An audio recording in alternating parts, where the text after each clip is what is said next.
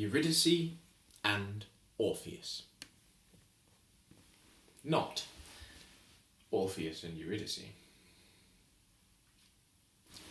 In an uncertain field, in an uncertain country, at an uncertain time, you may or may not see two elm trees stood with their roots in the sky and their branches in the ground, which is certainly an unfortunate position for elm trees to be in. They tend to prefer their branches skyward and roots groundward. And if you listen carefully, you may or may not hear voices raised in argument, understandably, as they've been in this way for more than 3,000 years, which is a very long time to be upside down and arguing. A very, very long time. And this is the story of how those elm trees came to be in that unfortunate position, and why they've been arguing for more than 3,000 years. First, let me introduce Eurydice, a dryad.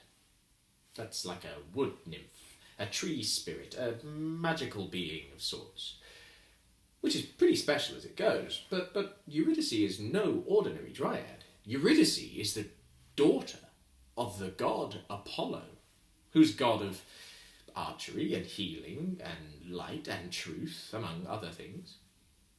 And as such, she's inherited some pretty special skills and power unmatched by most mortals. Now, to Orpheus, a man, a very skilled musician, with a godlike talent for songwriting. It is said that his songs can charm the birds from their trees, the rivers from their banks, and the gods from their judgment. But he is, as we shall see, nevertheless, a man. Now, Eurydice and Orpheus met under an elm tree, understandably, as Eurydice is an elm tree dryad. And understandably and predictably, they fall in love. And they fall a very, very long way. This was a love to last an eternity. This was a love that would stop the world from turning, the poets from writing, the gods from meddling, and the storytellers from storytelling, all so that they could listen, watch, and remember it the better. This was a love that no one could say was anything less than legendary.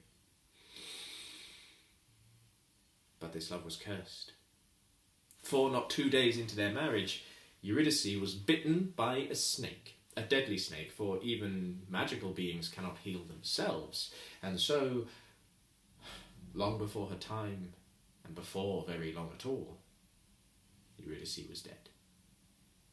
She passed out of the realms of the living, through the gates of Tynerus, the gates of Hades, through and over the river Styx, with the ferryman waiting, past the three-headed hellhound Cerberus who guards the underworld, until at last she arrived in darkest Hades, the kingdom of death, lorded over by the god Hades himself, with his wife Persephone at his side.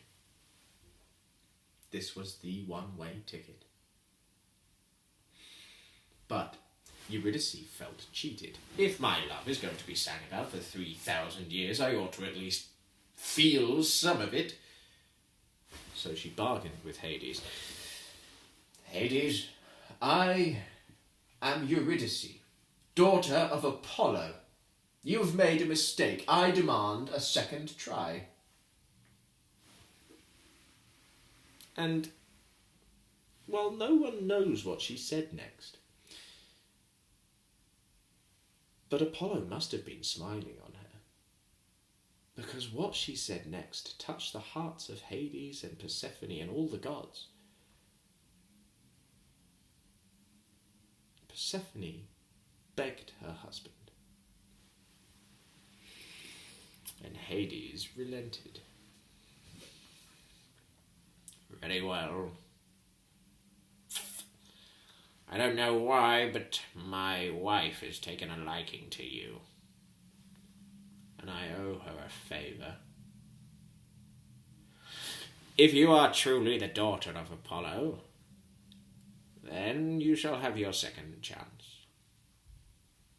But first, you must shoot an arrow round a corner to strike a target placed out of sight.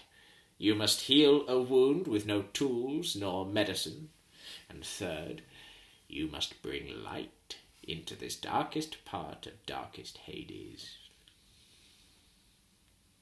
Do these 3 things for me, and you shall have your second chance.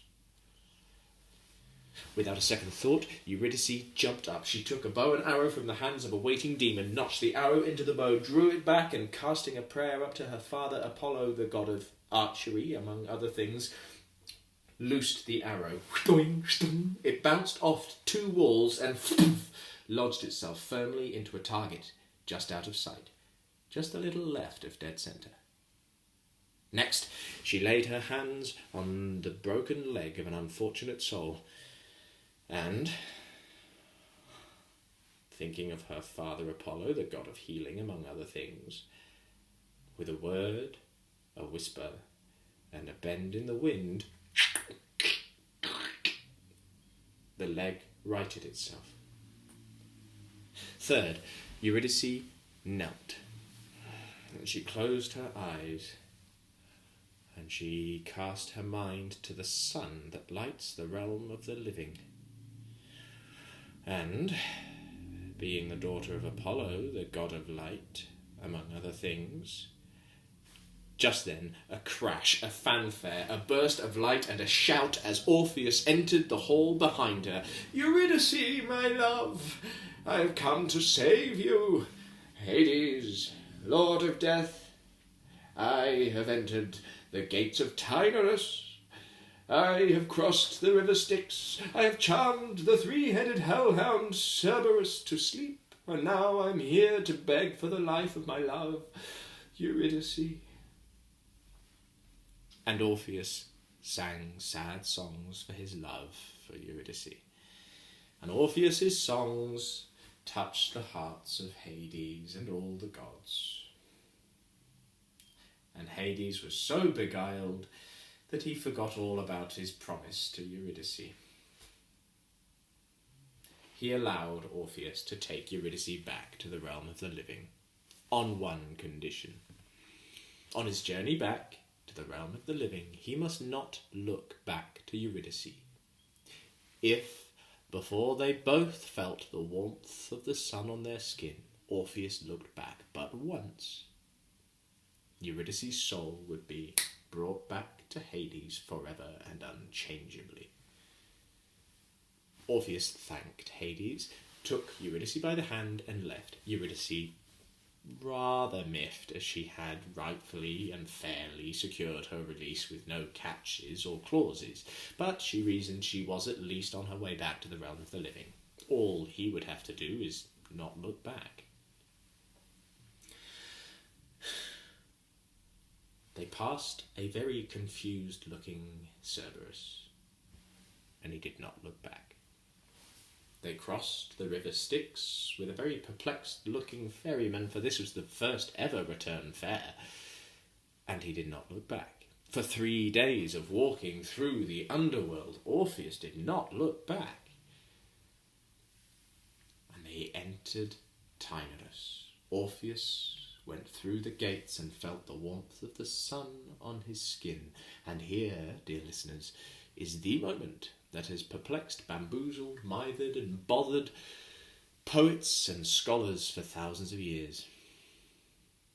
When Orpheus felt the sun on his skin, a weight lifted from his shoulders, a breath of fresh air entered his lungs, and he turned to his love Eurydice. And inside the cave, away from the light of the sun, Eurydice saw her love turning. She ran to him. "No, turn back!" But the sound never reached his ears. With the image of her love turning in the sun, Eurydice found herself back in the hall of Hades, more than a little angry. "I warned you," said Hades. He looked back. "Now your soul is mine, forever, fairly and unchangeably so." But Eurydice felt cheated. "But I secured my own release. I fired an arrow round a corner and hit a target placed out of sight. I healed a wound with no tools or medicine. I brought light into the darkest Hades. You owe me life. By our agreement, you owe me life. I have unfinished business with Orpheus." And, being the daughter of Apollo, the god of truth among other things, the truth of her words touched the heart of Persephone, and of Hades, and of all the gods. And Persephone glared at her husband. "Very well. You shall live in the world of the living, but not in your human form. You are a dryad, a wood nymph, an elm tree spirit. You and your love shall live in the realm of the living in your spirit form. Yes, forever twinned and twined together. Your roots shall be in the sky and your branches in the ground. You shall be upside down to remind you of your tricks in the underworld. Forever. Your wood shall be scorched so you'll never feel the joy of leaves. Yes, you shall live forever. In charred wood and gold you shall live."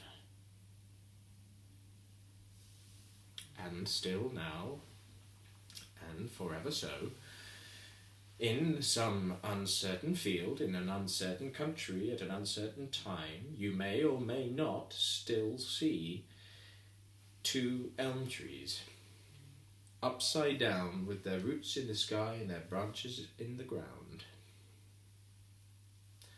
And in threads of gold and wood that's been charred black, you may still see Eurydice and her Orpheus. And if you listen closely, you may or may not hear Orpheus desperately trying to explain, or perhaps understand, why on earth he turned. Thank you very much. Stay safe.